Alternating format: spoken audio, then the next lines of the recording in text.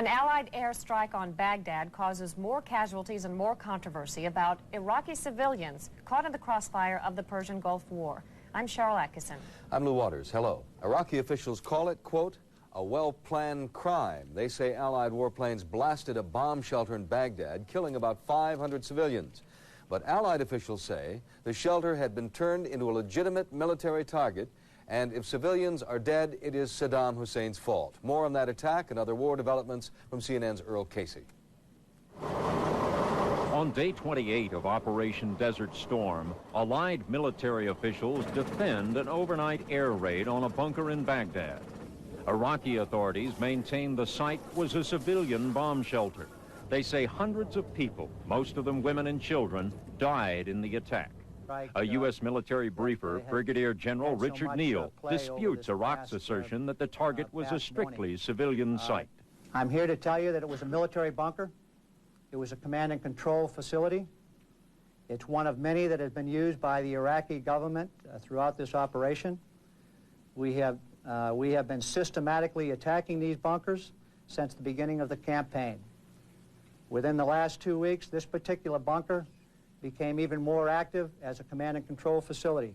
Neal rejects suggestions this airstrike represents a mistake or a failure of Allied intelligence. Well, from a military point of view, nothing went wrong. The target was struck as designated.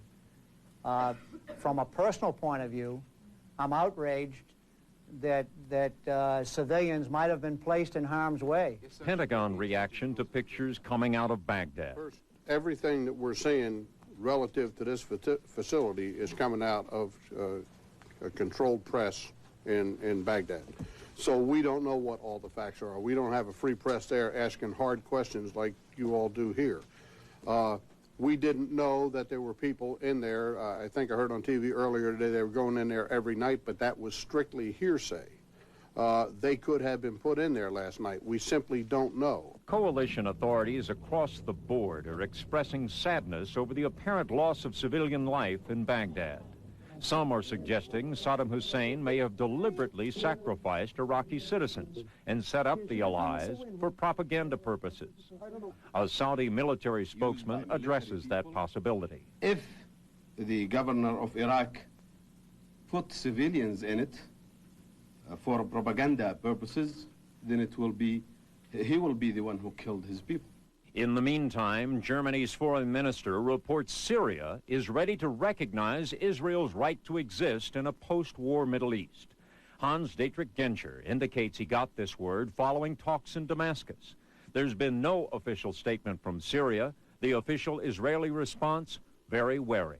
We must address that with some caution, because this is something we would like to hear from the Syrians. We never have heard it from the Syrians. We always hear that kind of things from foreign statesmen. Earl Casey, CNN reporting. ITN's Brent Sadler was among the international journalists permitted to inspect the bomb site in Baghdad. For the first time since the start of the war, the journalists there were told they could file their reports without censorship. Here's Brent Sadler's report. The L'Amriyah bomb shelter was crowded with Iraqis taking refuge from the nightly bombing of Baghdad. The purpose-built structure took 2 direct hits. The first on the exit door, and the second 10 minutes later, smashed through 10 feet of reinforced concrete, exploding in the bunker below. Civil defense units have been dragging out victims all morning. Iraq has been continually protesting high numbers of civilian casualties by the Allied bombing.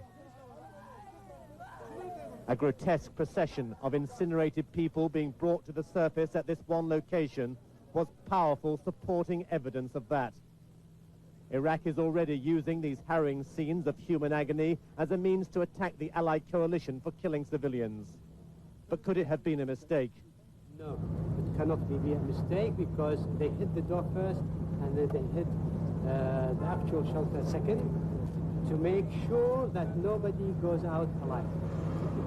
Since the war began, Allied commanders have repeatedly denied that residential areas were deliberately targeted.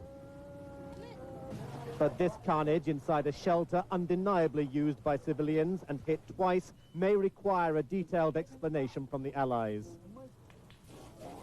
Estimates of how many people were sheltering here vary widely. from 500 to 1,000. We were taken inside the still smouldering chambers as civil defense teams dug through the smouldering debris.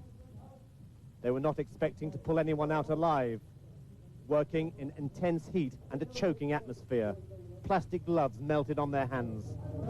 This is a unit of Iraq's civil defense trying desperately to fight through a blazing inferno where there are people stuck somewhere in the back of the shelter. No one has yet been brought out of this area alive. No one knows and may never know how many people were sheltering in here during the air attack. Another unrecognizable victim was pulled outside in a blanket.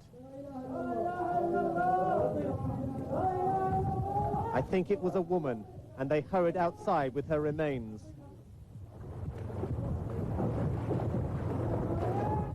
Distraught people watched as their friends or relatives came out. No one has survived this, and several hundred victims remain trapped inside what should have been a place of safety. Brent Sadler, ITN, Baghdad. The White House insists the ill-fated Baghdad bunker was linked to Saddam Hussein's war machine. With more on that